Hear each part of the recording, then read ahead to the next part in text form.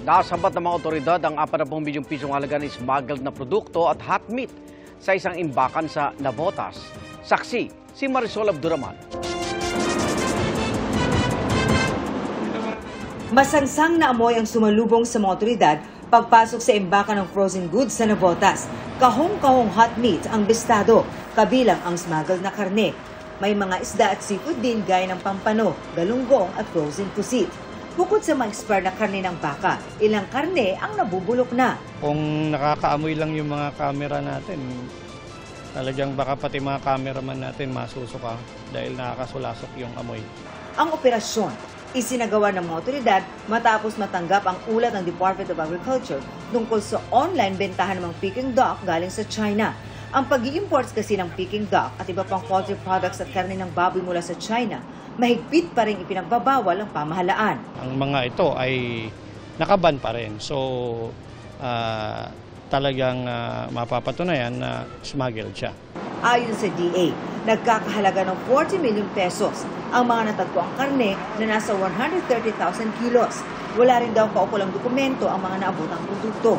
Hindi na po siya safe kainin.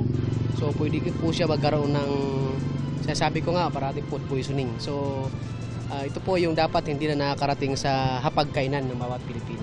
Tanging ang isang tauhan lang ng kumpanyang nagmamay-ari sa bodega ang naabutan ng mga otoridad. Anya, wala siyang alam sa operasyon sa imbakan.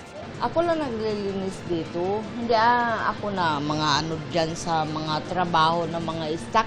Isinara na ng Navotas LGU ang naturang warehouse at iniimbestigahan na rin ang isa pang branch nito.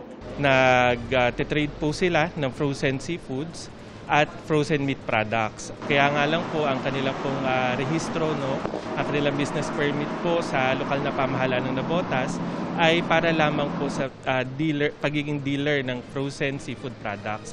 Sinisikap naming makuhanan ng pahayag ang may-ari ng mga nasabat na hot meat. May payo naman ng mga otoridad para masigurong ligtas ang mga kinakaing karne, lalo na ngayong magpapasko.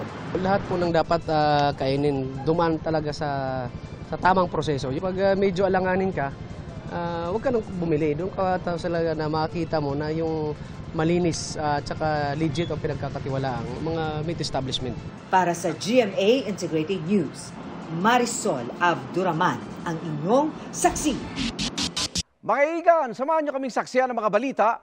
Mag-subscribe sa GMA Integrated News sa YouTube. Para sa mga kapuso abroad, samahan nyo kami sa GMA Pinoy TV at sa www.gmanews.tv.